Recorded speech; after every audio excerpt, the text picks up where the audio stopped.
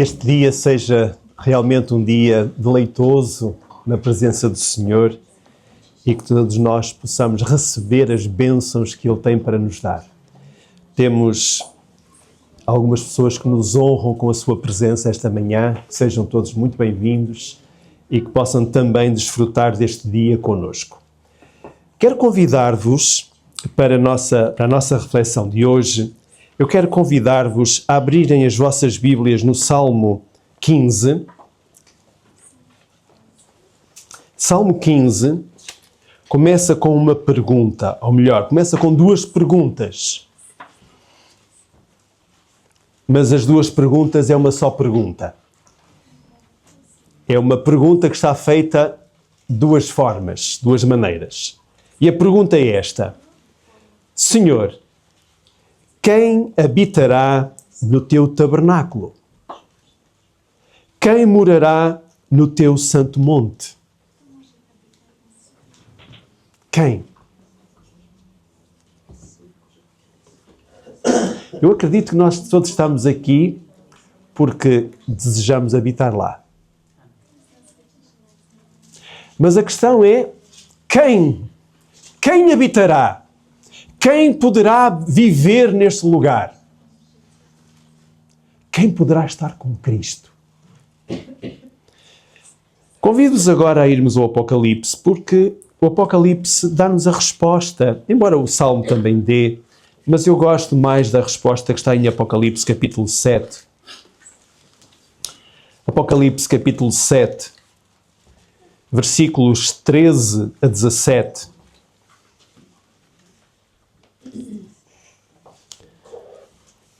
Apocalipse 7, a partir do versículo 13, lemos: E um dos anciãos me falou, dizendo: Estes que estão vestidos de vestidos brancos, quem são?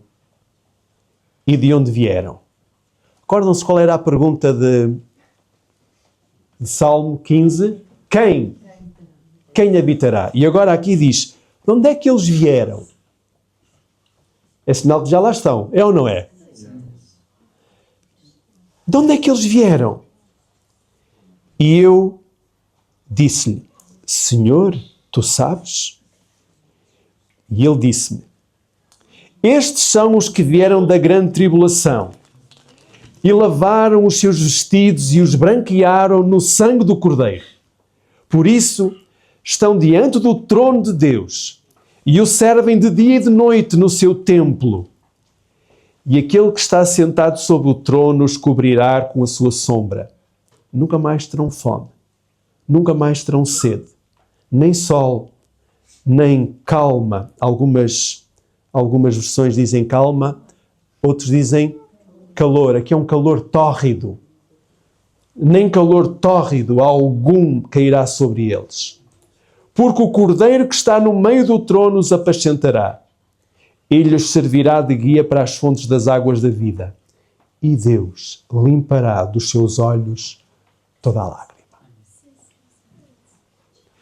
Então, o Apocalipse mostra-nos que estes que estão diante do trono, eles, o que é que lhes aconteceu? Lavaram as suas vestes no sangue do Cordeiro. Como é que podemos lavar as nossas vestes no sangue do Cordeiro? Há várias formas, mas eu quero falar-vos hoje de uma em particular. E para isso vamos a 2 Coríntios 10.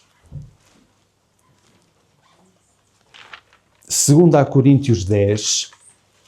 E eu quero ler-vos o versículo 4 e 5.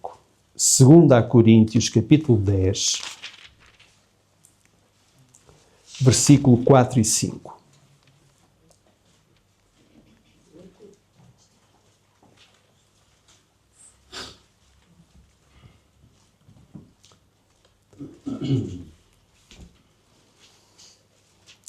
E então o versículo 4 começa por dizer: porque as armas da nossa milícia não são carnais. O que é que Paulo está aqui a falar? Está a falar de um conflito, certo? As armas servem para um conflito. E ele diz, o conflito que nós temos, as armas que temos que usar, não são carnais. Então, se não são carnais, são de que tipo? Espirituais. Então, as armas da nossa milícia não são carnais, mas sim poderosas em Deus para a destruição das fortalezas. Reparem, estas armas têm que destruir alguma coisa. E alguma coisa que está muito bem fortificada. Estamos de acordo? Depois continua. Destruindo os conselhos e toda a altivez que se levanta contra o conhecimento de Deus e levando cativo todo o entendimento à obediência de Cristo. Algumas versões dizem todo o pensamento à obediência de Cristo. Eu hoje quero falar e quero meditar para mim e para cada um de nós sobre esta questão do pensamento. O pensamento. Porquê falar do pensamento? Reparem, aqui fala-nos de levar cativo. O que é levar cativo? É levar preso. É aprisionar. Aprisionar o quê?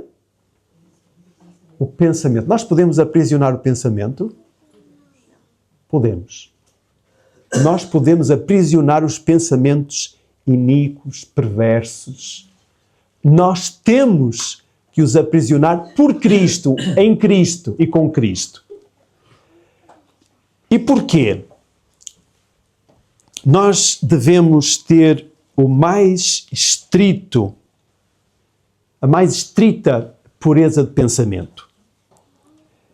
E não só o pensamento, e depois o pensamento condiciona as nossas palavras vão condicionar os nossos comportamentos.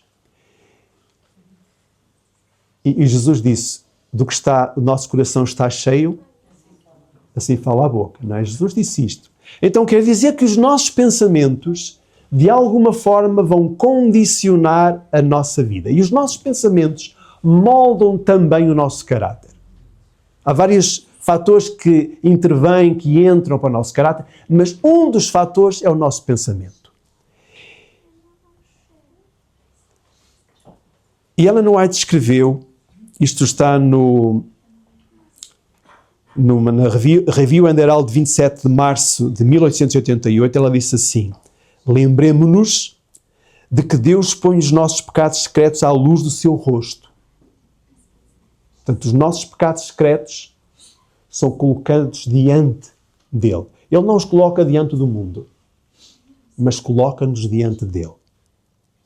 Há pensamentos e sentimentos sugeridos e despertados por Satanás que incomodam mesmo o melhor dos homens. Mas, se eles não são encorajados, se são repelidos como detestáveis, a alma não se mancha com a culpa e nenhuma outra pessoa é desonrada pela sua influência.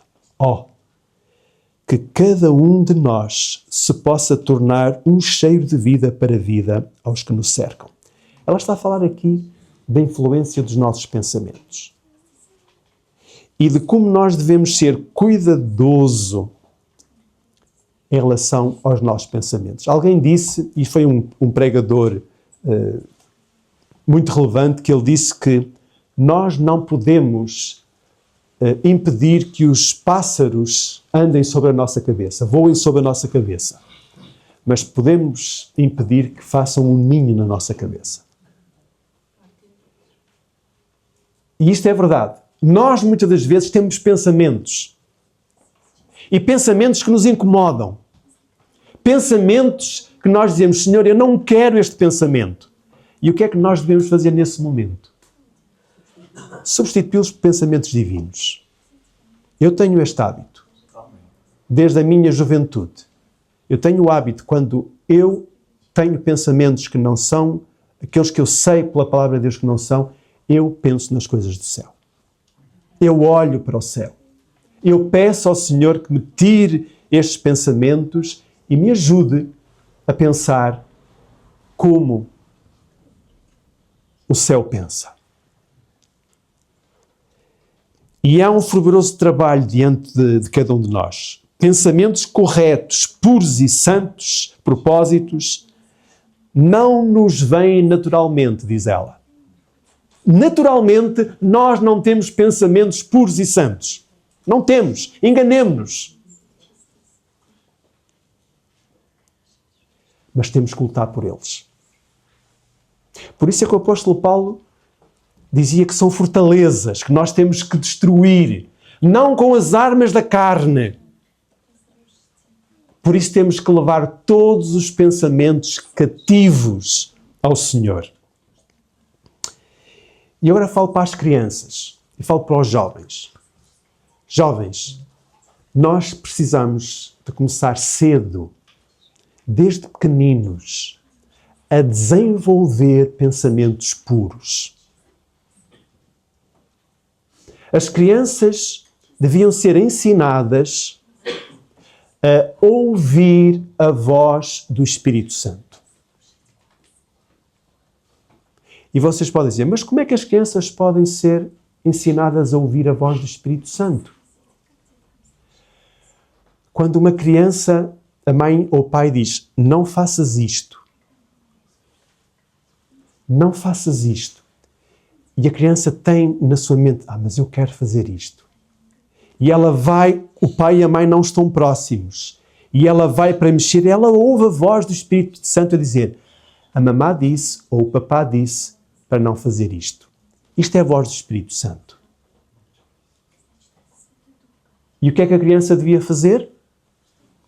E nós devíamos ensinar os nossos filhos a ouvir a voz do Espírito Santo e a agir em conformidade com aquilo que o Espírito Santo nos está a dizer. Jovens, a mesma coisa. Sabem, meus irmãos, eu, durante a minha juventude, eu gostava de ver filmes.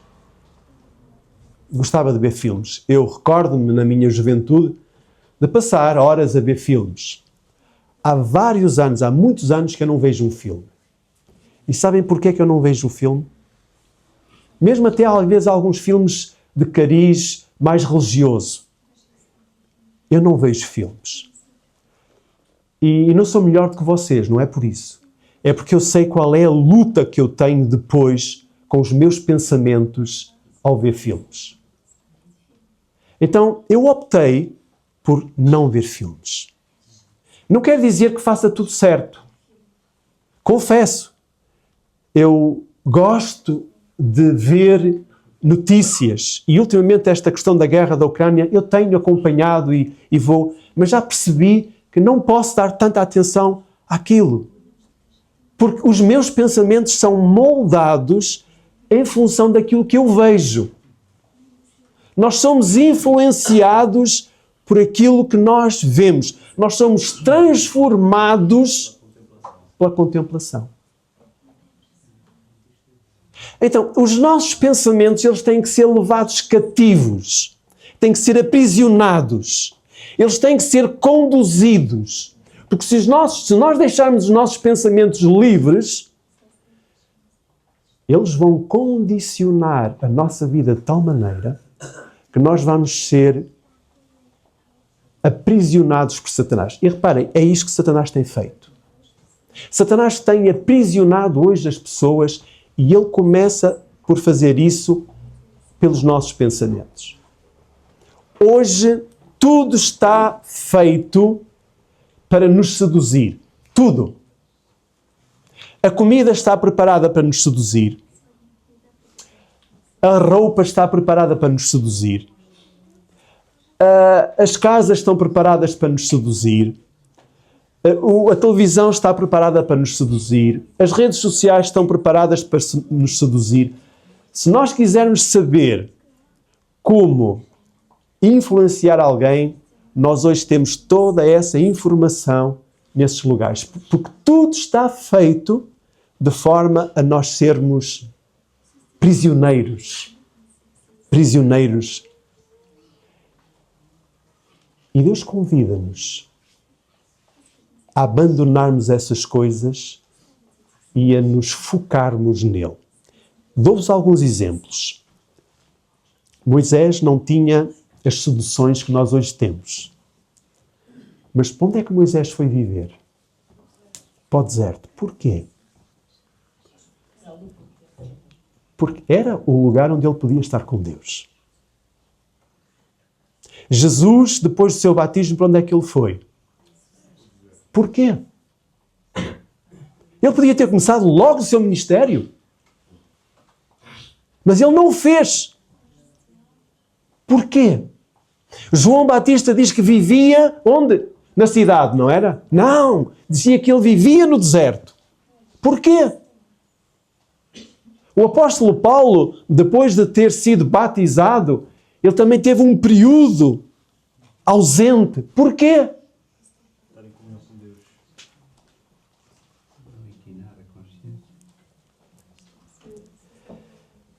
Gostava que nós pudéssemos ler, neste momento, Coríntios 1, capítulo 2. Coríntios 1, capítulo 2.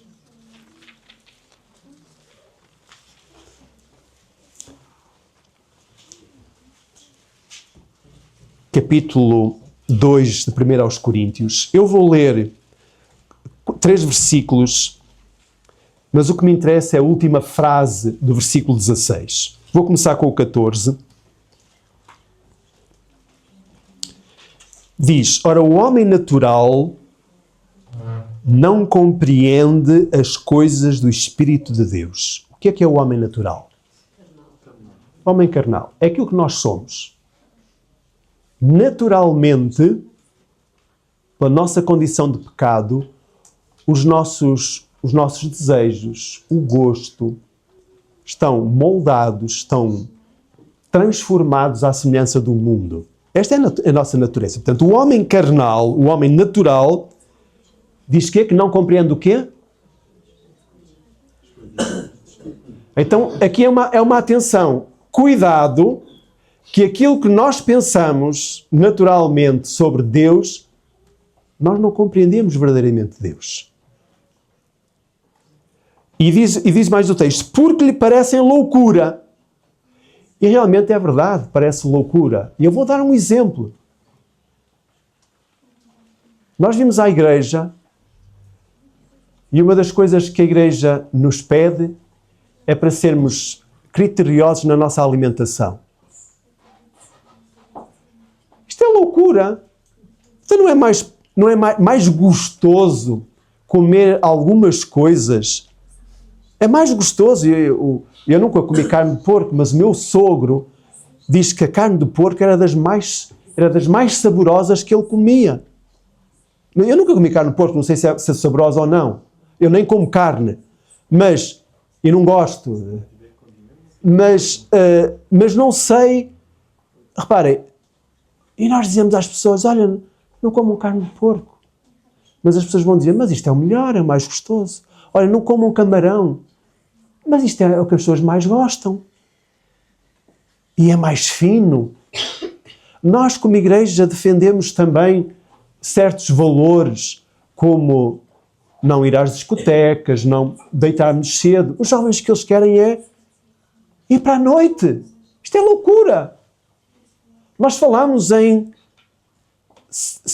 darmos ao Senhor o nosso dízimo, devolvemos ao Senhor o dízimo, dar a oferta. Isto é loucura. O quê? Eu trazer dinheiro à igreja? Portanto, de acordo com a mentalidade, com o homem natural, isto é loucura o que estamos a pedir. E quem não entende isto pelos olhos da fé, nunca compreende isto. Porque vai entender que isto é uma obrigação que Deus impõe sobre ela, sobre a pessoa, que ela não está preparada para receber. Mas o apóstolo Paulo continua a dizer, e não podem entendê-las, porque elas se discernem espiritualmente. E o apóstolo continua, mas o que é espiritual discerne bem tudo, e ele de ninguém é discernido. Porque quem conheceu a mente do Senhor para que possa instruí-lo? Mas nós temos a mente de Cristo. Paulo está a dizer que nós temos a mente de Cristo. Eu diria, nós deveríamos ter a mente de Cristo. Eu preciso de ter a mente de Cristo. O que é a mente de Cristo? É pensar como Jesus pensava.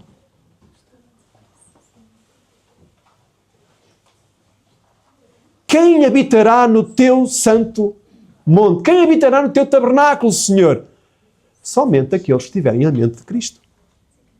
Somente aqueles que tiverem pensamentos semelhantes ao de Jesus. E isso é possível nesta terra? É. Não é pela minha força, não é pelo meu poder, mas é quando eu contemplo a Jesus. Quanto mais eu contemplar a Jesus, mais eu passo a ser semelhante a Ele. E é Cristo que começa a viver em mim. Então, eu começo a discernir as coisas não pela minha natureza carnal, mas começo a discernir as coisas pela natureza espiritual que Cristo implanta em mim. Daí a necessidade que eu tenho de permitir que Cristo trabalhe em mim e leve cativo todo o pensamento. Meus irmãos, este é um dos segredos da vida espiritual. Porquê? Porque se eu não tiver este controle sobre a minha mente, eu estou a ser controlado, e é Cristo a controlar a minha mente, eu estou a ser controlado por Satanás. Não há outra possibilidade. Ou sou controlado por Cristo, nos meus pensamentos, ou sou controlado por Satanás. E atenção, há muitos pensamentos que nós pensamos ou achamos que eles são nossos, mas eles estão a ser colocados por Satanás. Ele está a influenciar o nosso pensamento e está-nos a destruir.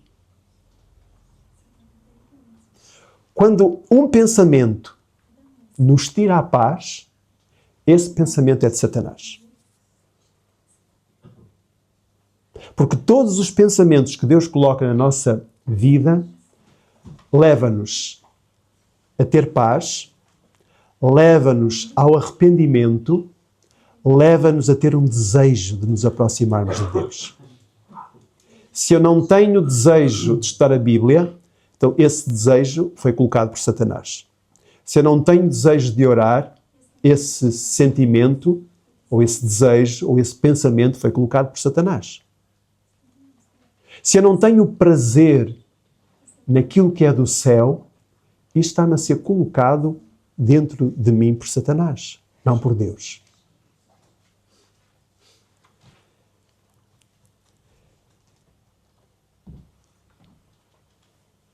Temos, e vou ler este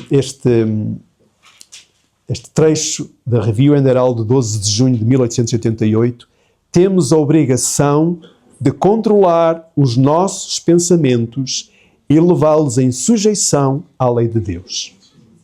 Então, temos obrigação. Mas nós não conseguimos controlar os nossos pensamentos, mas temos que ter o desejo de dizer, Senhor, eu quero que Tu me ajudes a controlar. Isto é a obrigação. A minha obrigação é, eu tenho obrigação diante de Deus de controlar os meus pensamentos. Ajuda-me, Senhor. As nobres faculdades da mente foram-nos dadas pelo Senhor com o propósito de as empregarmos na contemplação das coisas celestes. Deus fez abundante provisão para que a alma possa fazer contínuo progresso na vida divina. Por toda a parte, Ele colocou instrumentos para nos ajudarem no desenvolvimento do conhecimento e da virtude. Deus colocou tudo isto à nossa disposição. Nós só temos que buscar, que agarrar, que nos apropriarmos disso.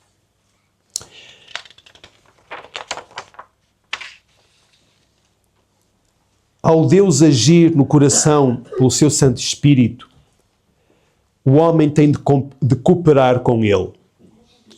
Os pensamentos têm que ser amarrados, restringidos, impedidos de soltar brotos e contemplar coisas que tão somente enfraquecem e corrompem a alma.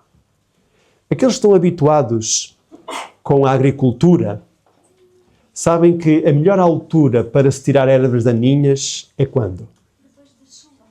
Depois da chuva. É verdade. E porquê? A terra está mole.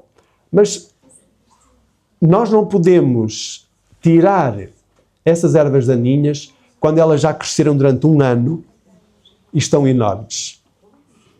A melhor altura é depois da chuva. Isto é sinal de que, em termos espirituais, o Espírito Santo tem que derramar as suas bênçãos na nossa vida para nós estarmos em condições, com o poder de Deus, de tirar a erva. Mas a erva daninha, ela não pode ser.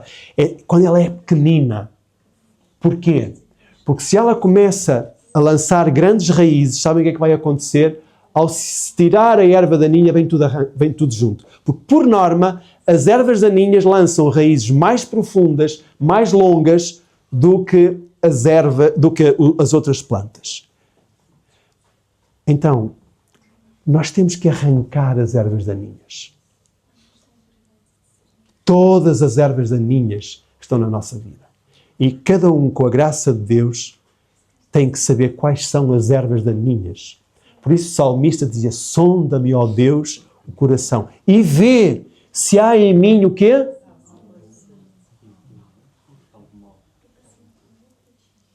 Meus queridos, o Senhor tem que nos mostrar qual é o mal do nosso coração, qual é o mal do nosso pensamento. E cada um sabe com Deus quais são esses pensamentos. Os pensamentos têm de ser puros. As meditações do coração têm que ser limpas. Porque as palavras da boca, para que as palavras da boca sejam palavras aceitáveis ao céu e de auxílio aos vossos companheiros. Eu quero ter a mente de Cristo. Eu quero levar todos os meus pensamentos cativos ao Senhor. Vou dar alguns exemplos de coisas que nós podemos, e vou começar pela família. Sabem que num casamento, se nós depois nos casarmos, se fizermos pouco, a tendência, isto é a lei da entropia, a tendência é separarmos, é haver divórcio. Esta é a lei. O casamento não é um fim, o casamento é um princípio. Se eu casar quando eu casei com a mulher, estamos casados há 34 anos. 34 não, sim, 34 anos. Não, 35. Foi em 90, então são 35 anos. Estamos casados há 35 anos. Se eu não fizesse nada, nós já estaríamos separados. Se não continuássemos a alimentar, já estaríamos separados. Esta é a lei da entropia. Sabem, nós não deveríamos pensar ou permitir que os nossos pensamentos, marido e mulher, chegassem ao ponto de dizer: foi um erro ter casado com ela ou foi um erro ter casado com ele. Sabem porquê? Porque se eu permitir que esse pensamento ande na minha mente, eu vou-me convencer que foi um erro ter casado com ela, ou ela vai se convencer que foi um erro ter casado comigo. E digo-vos, Satanás põe isso muitas vezes na nossa mente. Se eu tivesse casado com aquela, ou se tivesse casado com aquele. Então nós não podemos permitir que esse tipo de pensamentos chegue à nossa mente. Ou então, pensamentos de inveja, de ódio, de ressentimento para com o nosso irmão ou a nossa irmã. Nós não podemos permitir isso. Pensamentos de inveja. Porque é que aquele tem isto e eu não tenho? E por aí fora, tantos pensamentos que muitas das vezes nós somos atormentados e a cada momento estamos a ser atormentados. E nós precisamos de, pelo poder de Deus, controlar esses pensamentos. Convido-vos a abrirem a Bíblia no livro de Provérbios, Provérbios 23.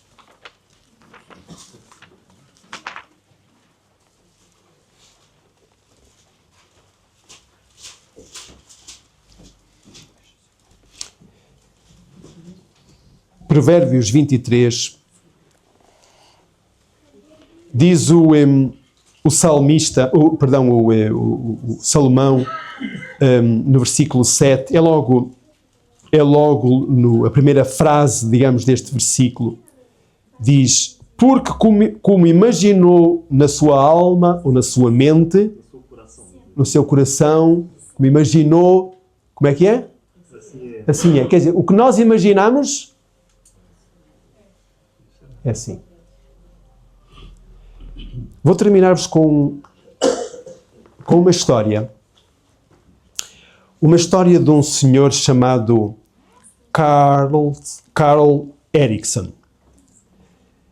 Este Carl Erickson foi um senhor que...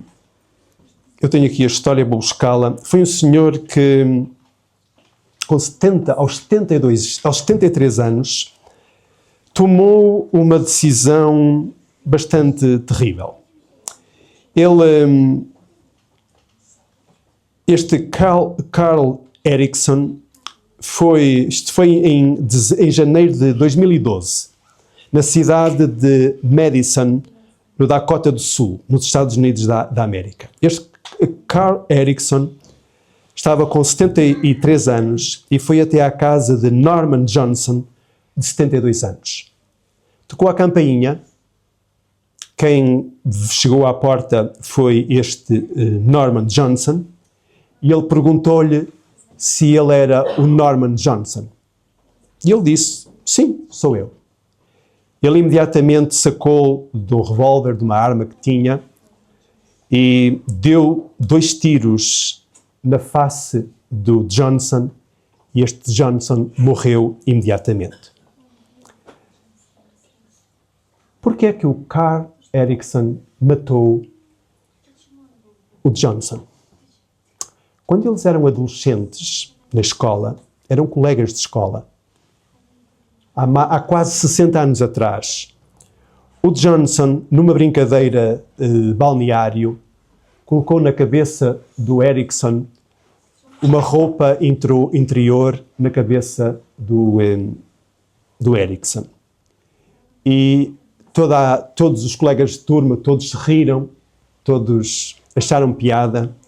E durante quase 60 anos, o Erickson meditou, pensou, permitiu que aquele pensamento andasse na sua cabeça durante quase 60 anos, até que tomou a decisão, aos 73 anos, de ir buscar a arma e matar o seu antigo colega.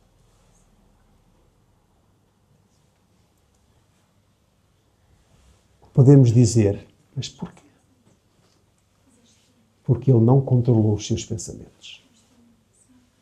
Ele permitiu que os seus pensamentos ali andassem. Sei de uma outra pessoa, não sou próxima dessa pessoa, mas já ouvi dizer que essa pessoa não é crente, não conhece Deus, mas que tem um desentendimento com um familiar há vários anos, e essa pessoa já terá dito que se tiver uma doença e estiver para morrer, ou se souber que vai morrer em breve, que vai matar esse familiar. E porquê? Porque a sua mente, os seus pensamentos, alimentam-se sentimentos de ódio para com o familiar. Que tipo de pensamentos nós desenvolvemos? Que tipo de pensamentos permitimos que a nossa mente tenha? Quem, Senhor, habitará no teu tabernáculo? Quem morará no teu santo monte? Quem, Senhor? Que cada um de nós lá possa viver. Mas para isso precisamos, nesta terra, de levar os nossos pensamentos cativos ao Senhor. Eles têm que ser aprisionados por Cristo. E temos que ter a mente de Cristo. Cristo em nós. E quando Cristo está em nós, todo o nosso ser é transformado. E passamos a ser semelhantes a Jesus. Que o Senhor nos abençoe. Amém.